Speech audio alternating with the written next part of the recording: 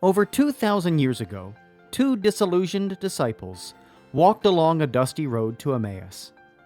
They had just witnessed Jesus, their friend and leader, whom they hoped to be the Messiah, suffer a gruesome death by crucifixion. Doubt, fear, and uncertainty clouded their conversation as they journeyed home, questioning the future. Until something miraculous happened. The risen Jesus appeared and answered their questions. Today, many young Catholics step onto college campuses with numerous questions about their faith, yearning to know if the seed of faith given to them as a child is both true and practical. Using the miracle on the road to Emmaus as a model, young adult ministers conversed weekly for 3 months with college students about the most pressing questions they had about the Catholic faith. As they journeyed together virtually, something amazing happened.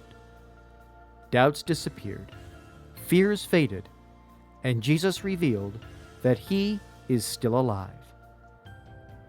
Hearts Burning Within Us, the latest book from Patchwork Heart Ministry, scheduled to be released in the summer of 2021, is a result of that grace-infused conversation.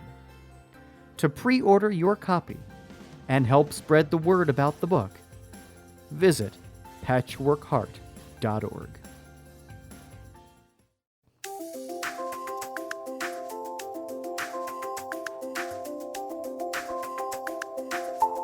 Welcome to the Sowing Hope podcast. This is a show all about implanting hope in our hearts. I'm Bill Snyder, joined by my friend Ann DeSantis. We're glad you're here for our uplifting conversation about faith and how it sustains our hearts through all the seasons of life. Thanks for walking with us. And good evening, everybody, and welcome to the Sowing Hope podcast. I am Bill Snyder. It's great to be with you, and happy Holy Week to each and every one of you. Tonight begins the Triduum, so thank you so very much for joining us here on Holy Thursday evening. And as always, I'm joined by my friend and co-host, Ann DeSantis, and we're going to have an awesome conversation tonight, Ann. So thank you so much for being here, as always. Yeah, great to be here, Bill. And I was particularly excited about this episode because we have an amazing guest, and I'm going to read her bio. Heidi Fishman grew up in West Hartford, Connecticut. After graduating from Williams College, she received both an MA and an EDD in counseling psychology from Western Michigan University. As a psychologist at Dartmouth College, she specialized in working with people with eating disorders and histories of trauma. While Heidi always knew her mother and grandparents were Holocaust survivors, she didn't start researching their story until she retired. 5 years of investigation led to Tutti's Promise, 2017 MB Publishing, Bethesda, which, while fictionalized for the purpose of allowing conversations among characters, follows the Lichtenstein's true story from May 10, 1940 in Amsterdam through 2 Nazi camps, liberation and resettlement.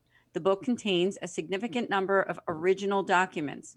Heidi Fishman won the Joseph Zola Memorial Holocaust Educator Award from the Maurice Greenberg Center for Judaic Studies at the University of Hartford. Tutti's Promise was designated by the National Council for the Social Studies and the Children's Book Council as a notable trade book for young people and has won numerous other awards. Heidi speaks to schools and community groups in order to teach about the perils of prejudice and bigotry. She's made multiple visits to USHMM in Washington, D.C. to sign copies of Tutti's Promise. Pre-COVID, she traveled to schools throughout the United States. In this time of COVID, she presents to schools remotely. She lives in Vermont with her husband and her aging border terrier. When she isn't staying home due to COVID safety measures, she likes to travel and discover new places and meet new people. And I think this is the perfect place, although we're online, to meet new people because it's a whole other audience here for you. Thank you so much for joining us, Heidi. Well, it's a pleasure to be here this evening. You have a beautiful bio. And thanks for sharing it because you've done so much and how you were led to get involved with Tutti's Promise is just also incredible. And Yeah, I mean, it's just been it's been a ride, put it that way. So I never thought I was going to write a book. That was never anything in my upbringing of where I thought I would go. When I was in school, middle school, when I was supposed to be studying history, all I wanted was science and math. I steered away from words. I was a numbers girl. In college, I avoided writing classes, didn't want to do them. And then in 2012, my mother came to my daughter's seventh grade class to tell the students about what she experienced during the Holocaust. And during that talk is when I decided a book had to be written. This was not just a story for our family. This needed a wider audience. It needed to be preserved. It was important. The kids were really resonating with things my mother was saying. And then my first thought was, okay, I have to find an author who can write the book. And the more I thought about it, I had to write the book because I was the one who could capture my grandparents' voices, who have since passed. I could capture my mother's voice, and I could really push my mom to tell the whole story, not just what she thought was appropriate for the kids, but like dig deeper. So yeah. I went back, I had a doctoral degree, but I went back to school taking any workshop class I could find, a community college class on how to write. And I ended up with a book that got published. So, oh, praise God. Wow. Wow. Just incredible.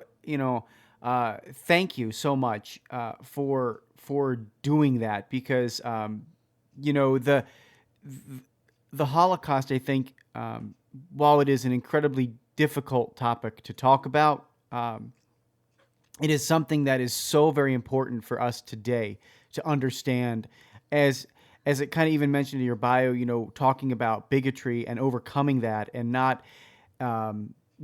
succumbing to that. We're seeing so much of that in our culture right now. We're seeing it's so relevant. So I would love to just maybe for you to touch on the importance of preserving it. As you kind of alluded to, touch on the importance of preserving it and what were some of the elements that were so worthy of being preserved for you? Well, one thing about my mother's family during that time, it's an incredibly unusual story. They were in 2 different concentration camps for a total of about 18 months. But my mother survived. She was just before her 10th birthday when they were liberated. And her younger brother was with her. Her parents were with her. And her father's parents, so one set of grandparents were with her. 3 generations survived together in one camp, which is pretty unheard of. Most survivors made it out. They were the only ones of their family who made it out, or one distant cousin made it out, or they knew where one brother was, or something to that effect. But this was 3 generations that survived all together. Of course, the whole family did not survive. As far as my grandmother's parents were on the last train from the camp they were at to Auschwitz and were gassed. My mother had a dear uncle who died early in the war, also in Auschwitz. And then there's lots of the more distant relatives who did not make it. But the fact that they were able to stay together gave them so much hope. If you know where your mother is, if you know where your children are, if you can hug them at the end of the day, it makes a huge difference in your energy and survival, because hope just, comes from the heart, and it helps in every way. So I guess the story was just so important because I wanted kids to realize that even in the worst circumstances, there's something to hang on to. And also in the worst circumstances, they can be a hero. I mean, sometimes you're the victim of the situation, but sometimes you can step in and be the hero. And it doesn't have to be in a huge way. It might be doing something that seems small, but but it makes a huge difference in somebody else's life.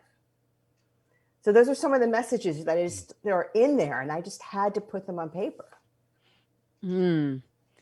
Wow, that's incredible. I love even the cover of the book itself is interesting, and it's a picture of her and also a map, and it says a novel based on a family's true story of courage and hope during the Holocaust. So, and then the picture, is that her then when she was at that age, around that age? That's my mom from 1944. Okay. Wow. So, and I have inside the book, there's more pictures. On my website, there's even more family pictures. My website, just if I can say it out here. Please do. It's called Papia and Me, Popje, Papia and Me. Papia is the name of my mother's doll. So that's where I came up with that. And there's all these family photographs. And there's these documents, actual Nazi documents about things that they were going on. And, when I was looking at the book, I'm going to write this, and I go into my parents' house and I'm like, Mom, what do we have? Is there anything? And, she points me to the one drawer in the back of the closet, and I start pulling things out, and I'm like, oh my goodness, this is a treasure trove in here. The things that my grandmother hung on to. The picture on this book was obviously a portrait studio, an actual photographer. My grandmother had the forethought to bring the children to photographers every year and have a picture taken of them. And then she was able to keep them. She couldn't have kept them on her own person if she was in a concentration camp. She gave them to friends who held on to them during the war and gave them back afterwards.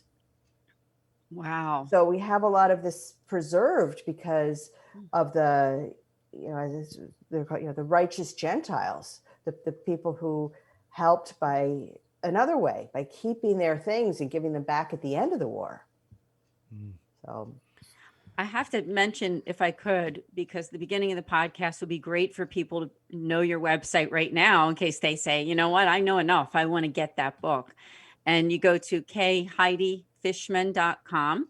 I want to mention that this book is the recipient of a Gold Moonbeam Children's Book Award, named a notable social studies trade book for young people, winner of 2 silver Benjamin Franklin Awards, plus a silver Nautilus Award winner.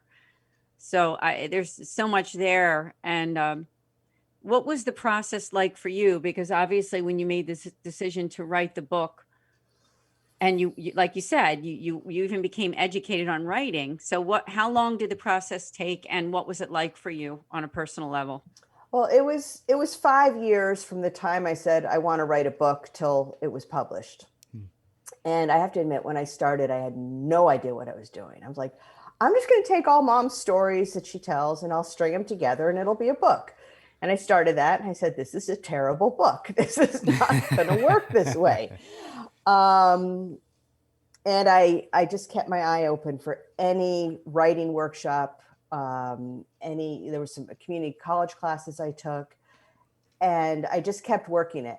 I didn't really know what it was going to look like. I didn't know where I was going, but I just kept working, trying to put the stories together, and it just started to have a life of its own. I think books do that sometimes, that there's only one place you can go from this place to that place. It just leads you there. Of course, it wasn't like writing a novel, because I wasn't making up the story. The story was real. But I would keep uncovering more details that, my mother was only 10 at the end of the war. So she didn't know everything that happened. I couldn't ask my grandparents anymore. And I learned a lot about researching. I started online, lying on the couch in the living room and just Googling things, my grandfather's name and just various things. And the first thing I found, which was new to me, was I found in the Yad Vashem archives. Yad Vashem is the equivalent of the U.S. Holocaust Memorial Museum that's in Jerusalem. It's Israel's Holocaust Museum. And I was looking around in their archives online, and I found a document that was used at the Eichmann trial as evidence against Adolf Eichmann, who was one of the top Nazis in charge of the final solution. It was evidence against him with my grandfather's name on the paper. And I'm like, okay, what's going on here? I immediately call my mother. What's this about? And she's like, I have no idea. I don't know what that is. And what I uncovered was like this whole backstory of part of their survival that my mother had no idea about. Wow. So, then I'm hooked. Like, what else am I going to find? Yeah. And it just kept going from there. I started a blog just about my adventures and learning how to write and learning in the research and what I was uncovering. And I did that because somebody said you have to have an online presence if you want to find a publisher. They're not going to, nobody's going to publish a book if they've never seen anything else you've written. So I'm writing a blog and I'm writing a book. So, I got two jobs, right? And another piece of the puzzle on how my mother survived was that they had a fake Paraguay. Well, it was a real Paraguayan passport, but the fake part was that they weren't actually Paraguayan. So they had this document saying they were Paraguayan citizens instead of that they were stateless refugees from Germany who had fled to the Netherlands. And because they had a Paraguayan passport, the Nazis treated them slightly better than the average Jew. So, Mom, where did the passport come from? She doesn't know. She just knew that the family had it. So I blogged about the passport. And 2 weeks later, I get an email. My grandfather helped your grandfather get that passport. And I'm like, really? Well, who are you? Tell me what you know. And I kept coming like this, the universe aligned and things kept coming to me. You put it out there that you're looking for something and then the information comes. It was just amazing. And then I went all over Europe too. I went to Amsterdam. I went to every location in the book I went to. Wow. What was that experience like? It was, it was everything from just really fun to say, oh, this is the street my mom lived on when she was 4 years old. And, just sort of to pull in that atmosphere, to devastating. I spent a day at Theresienstadt, which is now called Terezin. It's a town in Czechoslovakia, now the Czech Republic, which was the camp that they spent the last part of the war at. And that was the most depressing day I think I've ever had, because it was a town that was turned into a concentration camp that is now a struggling town again. And I was sitting at a restaurant having lunch in this town, and I knew the building I was in had been a barracks where people had starved to death during the war. And it's like, how do you wrap your head around that? You don't. Yeah. It's like it just doesn't compute. But there I am having lunch. My great grandfather was in that. Could have been in that same building, starving. It's just, how do you put that together? It's so it was. There was ups and downs and all kinds of emotions going on. That's so wow. Wow.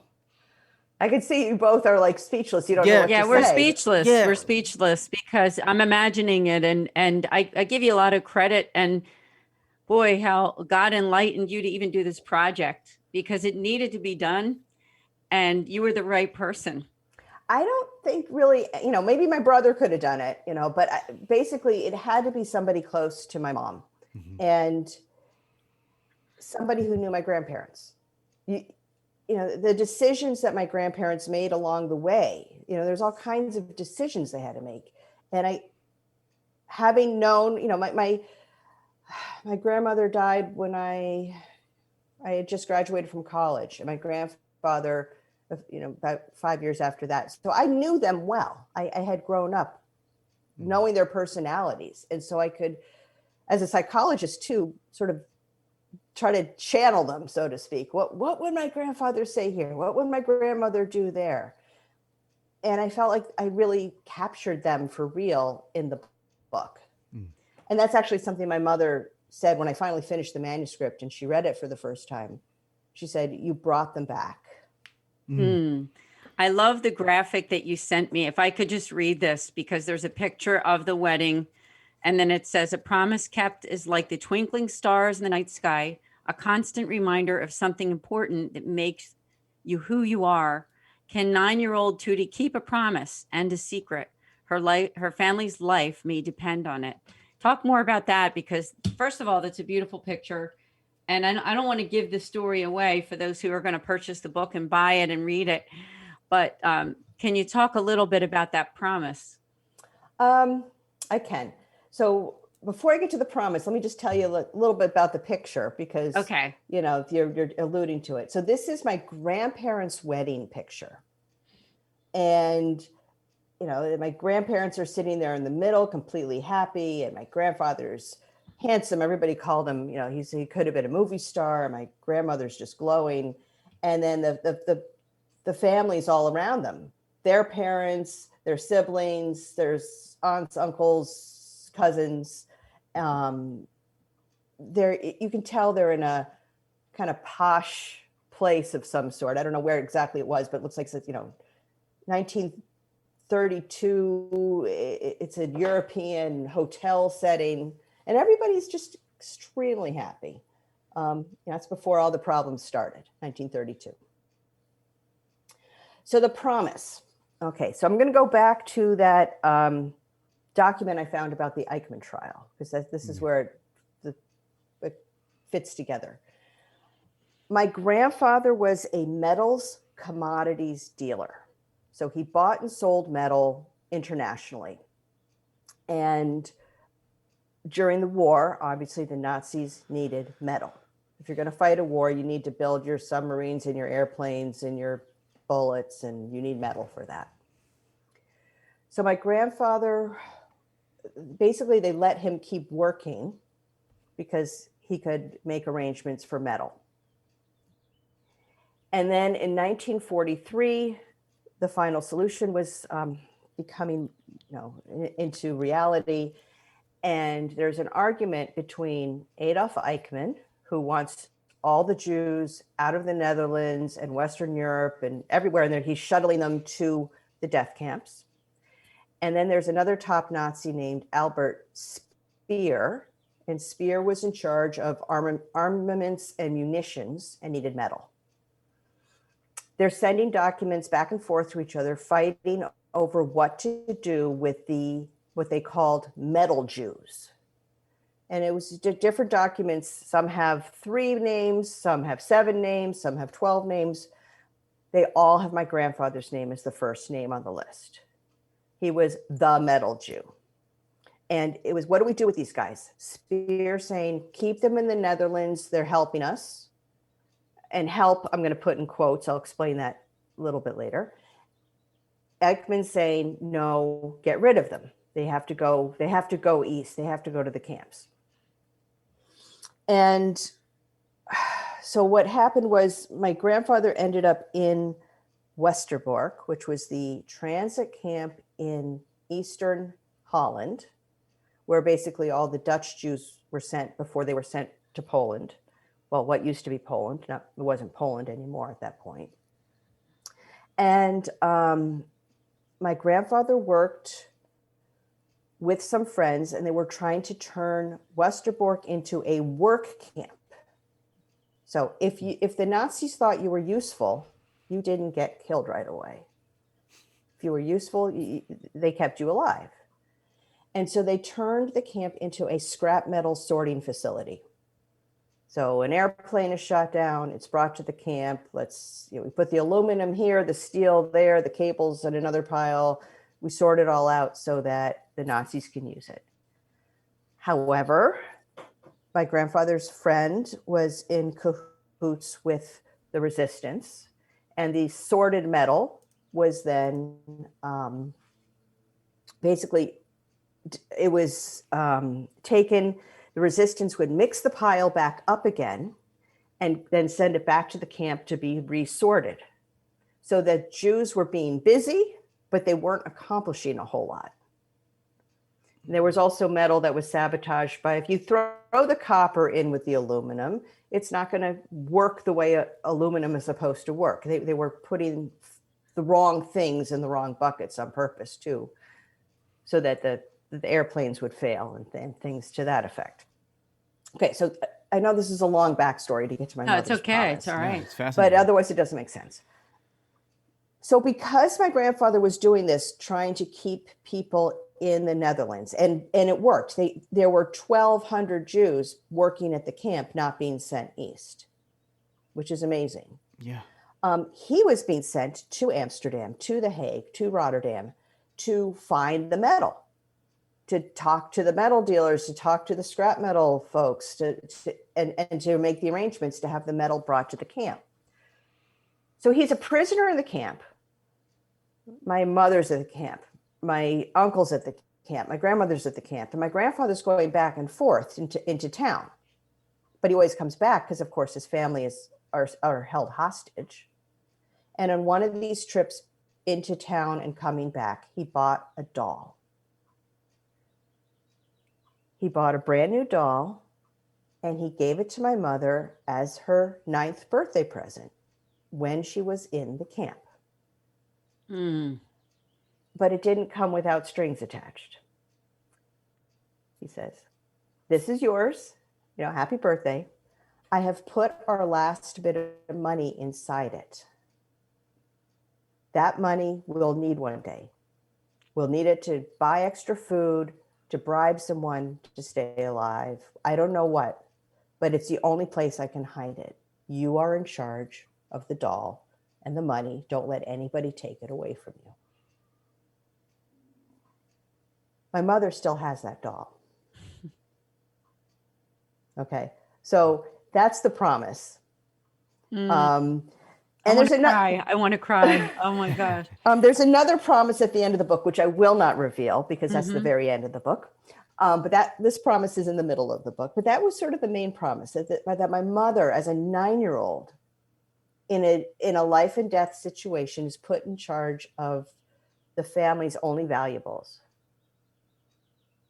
And, he said, never let anyone take the doll away. And when I'm writing the book, I mean, I had the doll right in front of me. Like she was my muse. There was Papia. There was my muse. Now she's now in a museum in Connecticut at the University of Hartford, but she still belongs to my mother. She's just on loan. And the money is no longer inside her. I just love it. And I hope that as many people who are listening get the book. I know it's on Amazon too. It's on Amazon. It's also, it's a Kindle. It's an audio book. I really, really wanted an audio book because when I was a kid, I wasn't a reader. I was much more of a listener. And when I discovered audiobooks as an adult, I was like, oh, this is so great. So it's also an audiobook. Well, you've spoken the words of my heart because I love Audible and it's one of my favorite things. So I don't have it yet on Audible, but I'm getting it. Oh, great. I'm excited about that. And then it is written geared towards middle school age kids.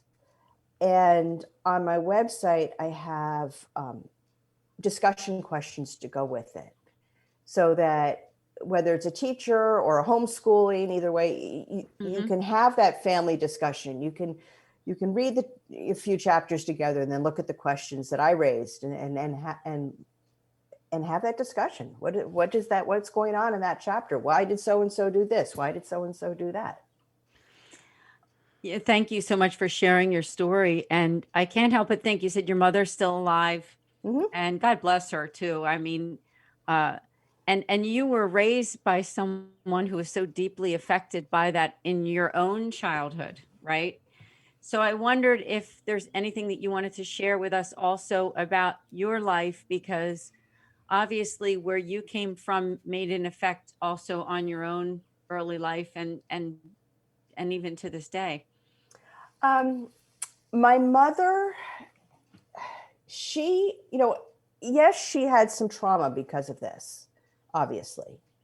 On the other hand, my grandmother, in my mind, is a true hero because she completely sheltered her kids from the worst of it. My mother doesn't remember seeing anybody die. She doesn't remember death. Okay. She was in a camp where between 33 and 35,000 people died from starvation. She doesn't remember death. So my grandmother sheltered her. Okay. And the sheltering was, it was a way of, the attitude was always spoil the children, do everything you can for the children. If there's extra food, it's for the children. If there's extra anything positive, it's for the children. So how did this affect me? I was spoiled.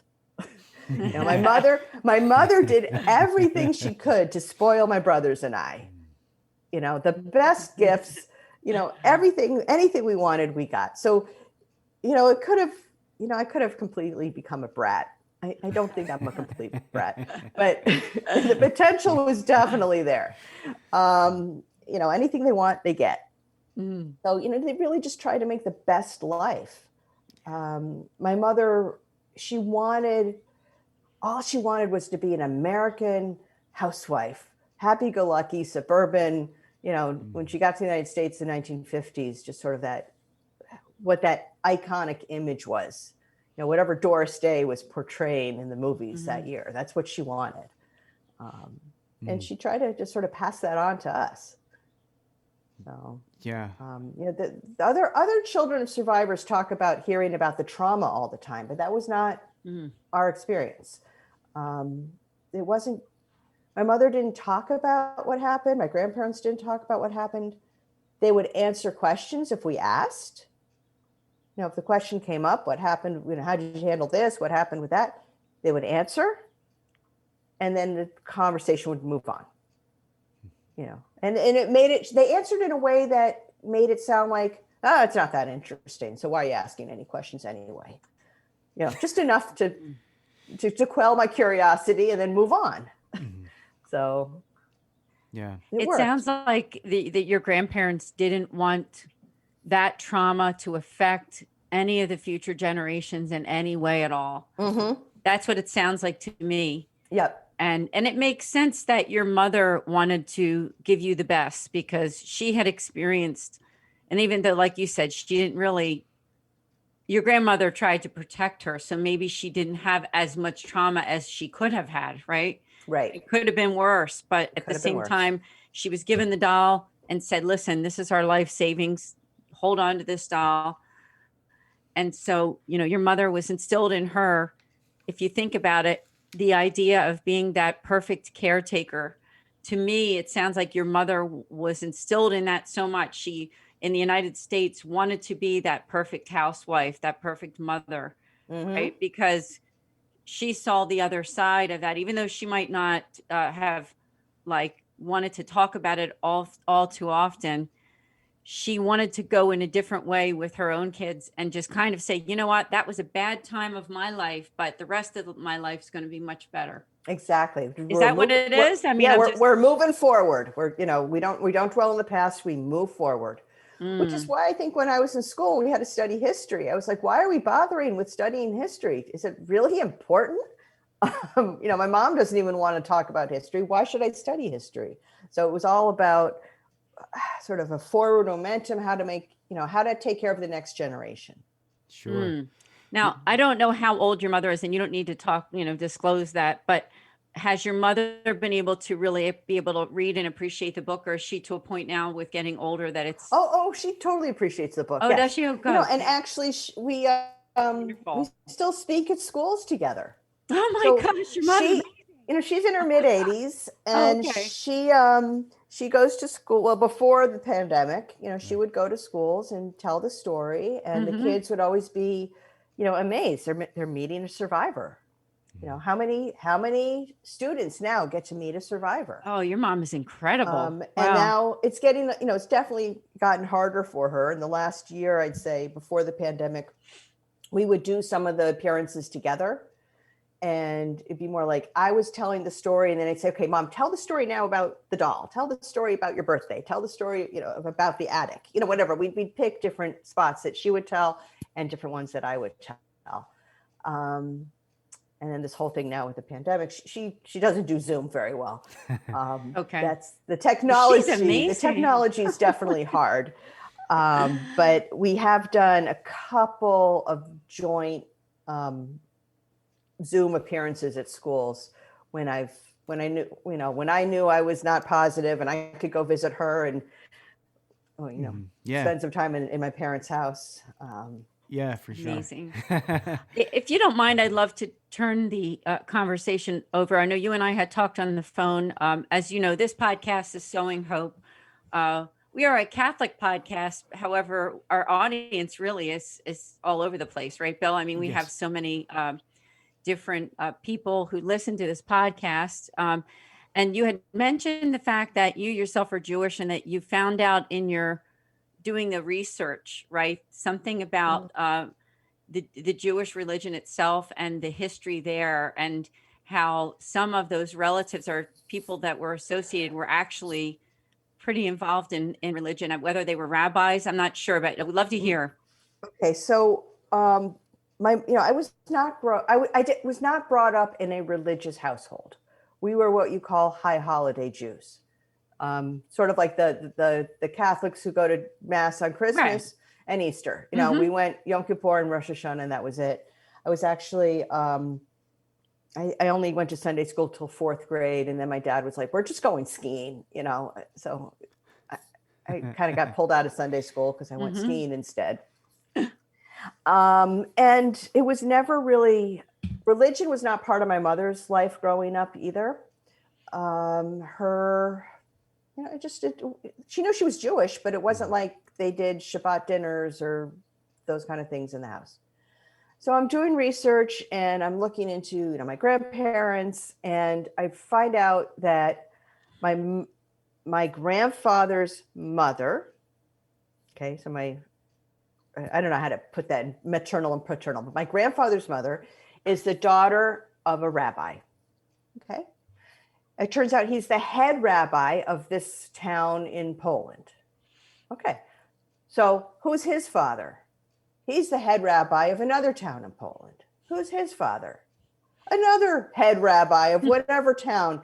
And I can go back to the 16th century where my 14th great grandfather's brother is the one who wrote something called the Shulchan Aruch, which is it lays out all the Judaic laws. So I'm from a completely Orthodox religious family, but it was lost in the generation just before the Holocaust and through the Holocaust.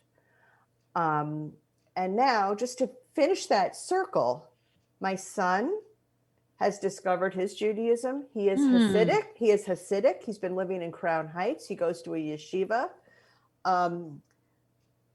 He can't really eat at my home anymore. I have to go to where he is to eat because he is that kosher. I can't find the kosher food in the middle of Vermont. Wow. So it's come full circle. It has. Oh, I know we talked a little bit about this on the phone, and being that this is Passover, right? Mm-hmm. I just thought it would be the perfect time for us to discuss that because, and Bill, you know this as well, there's, we as Catholics get our religion, basically. I mean, so much of it is from Judaism. I mean, obviously, Jesus was Jewish. Right. I was just going to say Jesus was Jewish. Exactly. Right. Exactly. I mean, even the actual Mass itself, I've heard from Jewish friends of mine that, and just in reading about it, that there's so much, right, Bill? Yes. I mean, that come from the Jewish religion. It's just incredible. Oh, yeah. But that's an amazing thing. I mean, the first 5 books of the Bible are the Jewish Bible. It is the Torah. So Old Testament is, starts with Abraham and Isaac, and that's the Jewish story. Yeah, and we have with your son. So Sorry, Bill. No, I'm just saying we have so much to learn, from our brothers and sisters who are of the Jewish faith, and we have so much to learn, I believe, too, from the Holocaust. Right? There is Oh, so yes. much to learn from it, and I kind of alluded to that at the beginning of the program. But my question for you is, you go into all these different schools, and you're talking to these middle schoolers who now have iPhones, and they have these devices that can Google this stuff within half a second, right? I mean, we live in that culture. We're like, okay, I want to know what the Holocaust was. Boom, okay, click a button, and there it is on Google. But there's something that cannot be relayed. The experience that you have had in researching it, and also that your mother had living it, can't be Googled. And so I'm wondering if there's a certain lesson that you're, trying to instill. I mean, you probably got, an hour or whatever talking to these kids and answering their questions or whatever as you're going in and doing this. But what are you trying to instill in them, about the anger, the bigotry, the hatred that's out there in our world today, through not only through the book, but through interfacing with these young people? What I really want them to learn is the empathy for other people. That if they can Amen. if they can put themselves in the shoes of somebody else who's living a different type of life, and understand that person's challenges that are in front of them and the difficulties in their life, but also the fact that in the end they want the same thing that child themselves wants. You want to know your family is safe.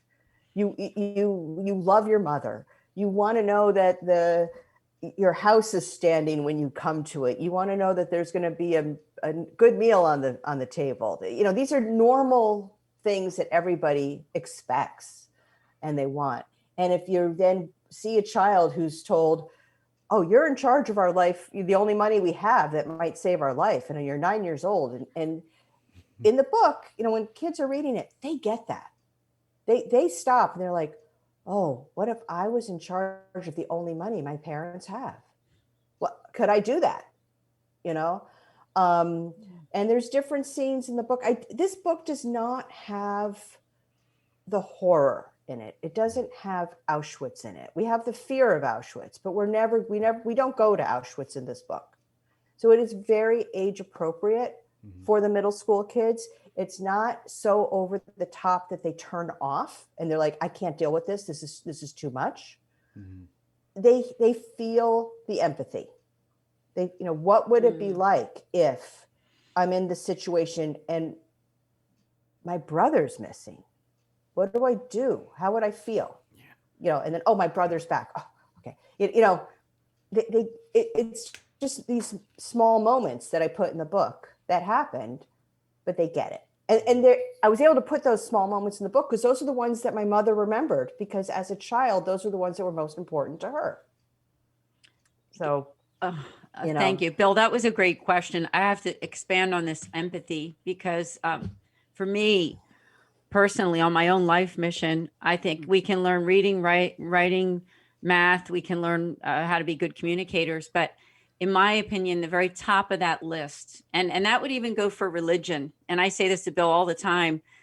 We talk about this part of this podcast is that being empathetic to all people, right? Mm-hmm. Every single human being. The word Catholic is supposed to be, and it means universal, right? So, I mean, we can't just be these people of rules and regulations. I mean, although, in life there are rules and regulations, right? But I mean, that empathy, that's got to be at the top of that list, right, Bill? I mean, that is the most important thing to me as a Catholic. And as a person of goodwill, right? No matter what religion or non-religion we are, we got to be empathetic to people, to their suffering, to what they've been through. On a side note, I'll have a book coming out this year called Love and Care for the Marginalized. So I'm excited about that, and probably be published sometime this year. It's a book of 40 meditations. So that sounds wonderful. Thank you. I'm excited. I want these kids to know that they can make a difference in the world, in somebody's life. Mm-hmm. And it can be a very small thing they do, or it could be huge. Yeah. You know, if there's a new kid at school, invite them in, get to know them, Yeah, introduce them to exactly. other people, help them form a friendship circle of you know, who they can hang out with. Yeah. Don't push them aside because they're new or different, or their family speaks a different language at home, or you know, the mother cooks different food than you know, if that kid brings in different food that you don't bring into your lunchbox, who cares? Try it, trade. Right. Oh no, I couldn't agree with you more. It's such an honor for us to host you on this podcast, Yeah. and for us, you know, we are celebrating Holy Week and in the Jewish tradition, Passover, a perfect time to have you on this Thank you. podcast. Yes. I didn't know if you had any other things that are happening for you this coming year as well, because, you know, here we are supposedly, right? We're going to be coming out of this pandemic. It's going to be great when we finally are. And I wondered if you had any other plans or things that you wanted to let our audience know about. Well, I get my vaccine tomorrow, so I'm Okay. so happy. Yeah. But I'll get to, you know, go out there. If you have a chance to get your own vaccine, please get it. Science works. That's one message I have for people. I had all kinds of things coming up when the pandemic hit, and then it all got stopped. And right now, I really don't have those plans made for this coming year. It's been a little rough. You know, things have been on the book has sort of been on the back burner for me, because it's been, the focus has been on me taking care of other people this year. Trying to help my mother with her Instacart shopping, and my father's health has been failing. So there's been some, you know, trying to just be supportive from a distance and gunning down there when I can. I need to get out there more, you know, now, you know, that we're winding down, I need to start filling up my schedule with school talks. So the schedule's kind of open. Yeah. I am available. I do have a couple of other books in my brain that haven't come out onto paper yet that I would like to write, but this has not been the year for me to be able to focus on doing that. So there's a book, I would love to see a book written, and maybe I'm the one to do it, of short stories around these falsified documents that like this Paraguayan passport, and how they helped different families in different ways. And they basically, very quickly, those passports came out of a group of Polish diplomats in Switzerland who were not Jewish. So we had Polish Catholic diplomats in Switzerland who were working with Jewish leaders in Switzerland, and they were creating these fake passports and sending them all over Europe to save people. Oh my goodness. And it's an unknown story. And I want to just capture those moments where the passports helped someone in a certain way, because I'm not going to give it away, but it significantly helped my mother's family.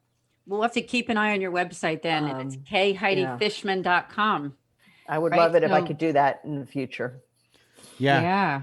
Absolutely. I mean, I think, you know, first of all, you're doing incredible work, and I just want people to realize that, you know, you're doing amazing work. And, you know, first of all, anytime we are now in 2021, folks, it is really hard to talk to Holocaust survivors and those people who interface with them. It is really hard.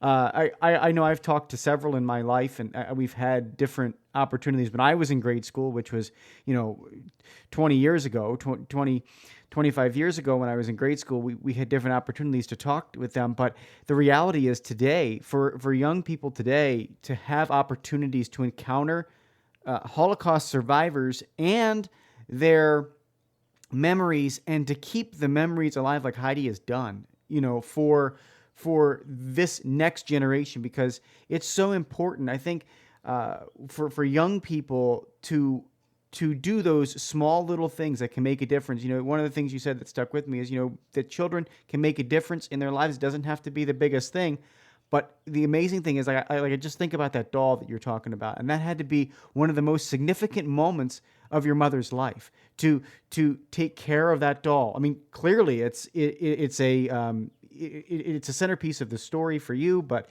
it's also a reminder for everyone else that small little acts have big effects and big ripples, and so maybe just touch on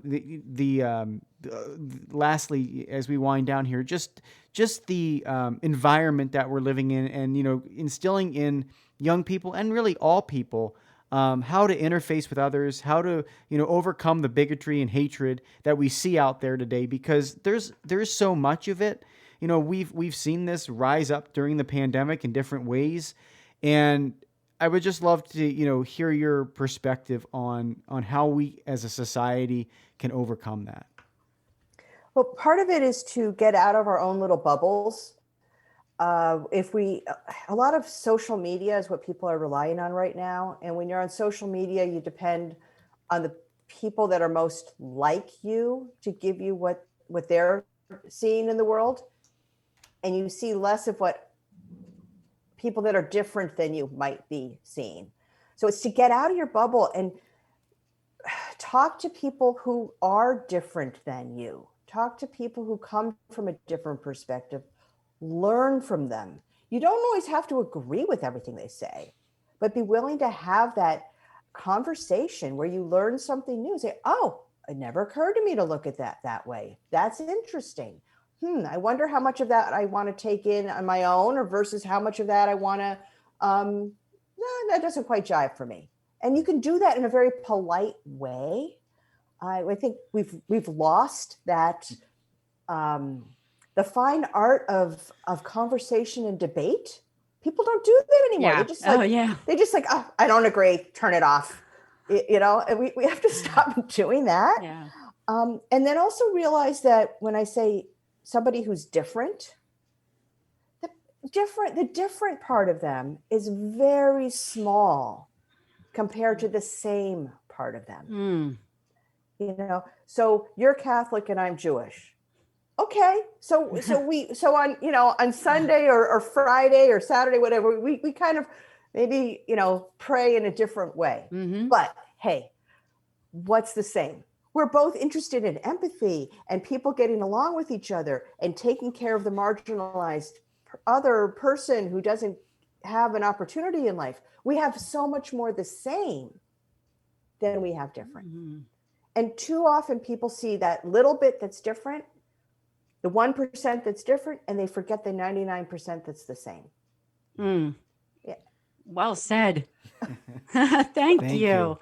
It's great. It's wonderful not only to have you on this podcast, but to make a new friend, right? I mean, it's and like you said, I mean, what separates people is a lot smaller than we realize, because really the most important thing is love in this world, and all of us can love, right? And isn't that an amazing thing? Yes. We do love, everybody loves somebody. Mm-hmm. So that's right.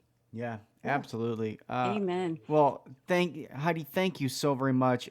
Please give us the websites and everything again so that people can go and get the book. Okay, so the book is named Tutti's Promise, TUTTI''S Promise. It is available, Amazon or your local bookstore. You can ask them to order it, Audible, Kindle.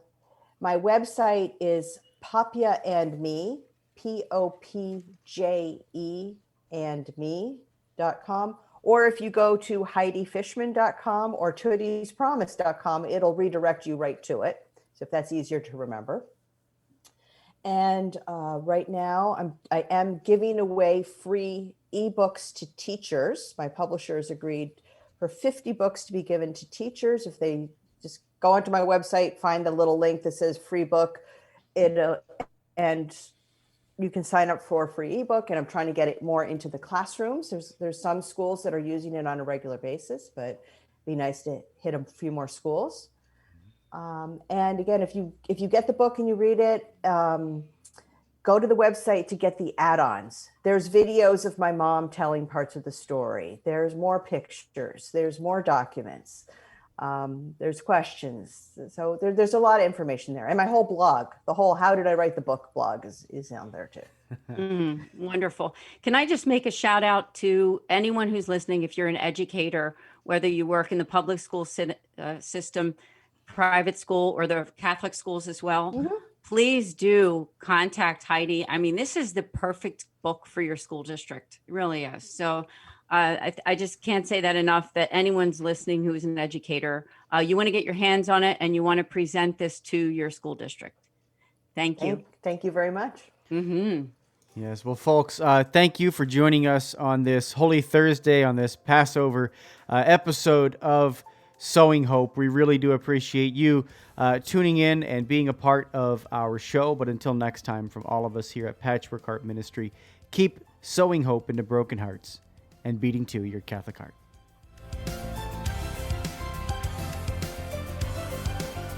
Thanks for listening to this episode of Sowing Hope on Patchwork Heart Radio. For more information about this podcast and our ministries, visit our websites, patchworkheart.org and andesantis.com. You can also follow and interact with us on Twitter at PWH Ministry or Andy Santis 2.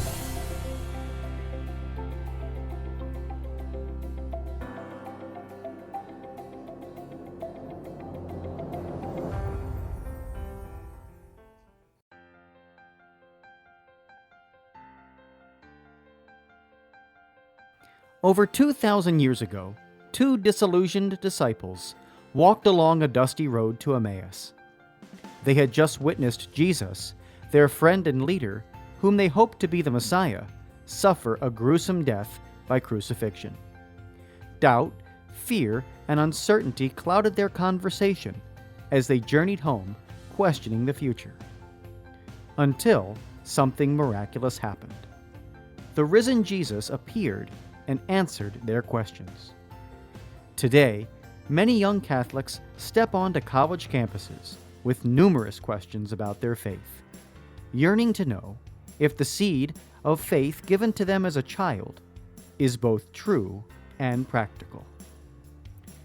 Using the miracle on the road to Emmaus as a model, young adult ministers conversed weekly for 3 months with college students about the most pressing questions they had about the Catholic faith. As they journeyed together virtually, something amazing happened. Doubts disappeared, fears faded, and Jesus revealed that He is still alive. Hearts Burning Within Us, the latest book from Patchwork Heart Ministry, scheduled to be released in the summer of 2021, is a result of that grace-infused conversation. To pre-order your copy and help spread the word about the book, visit patchworkheart.org.